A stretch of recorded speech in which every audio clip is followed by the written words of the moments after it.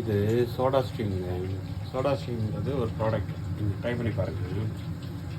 இது என்னன்னா, அவங்க நீங்கள் வாங்கும்போதே அதில் என்ன பண்ணுவாங்க, ஒரு 3 பாட்டில் கொடுப்பாங்க. சின்ன பாட்டில், ஒரு பெரிய பாட்டில் கொடுப்பாங்க. ஆக்சுவலாக இந்த பாட்டிலில் வந்து வாட்டரை ஃபில் பண்ணி இது ஆக்சுவலாக உள்ள கேஸ் இருக்கும்.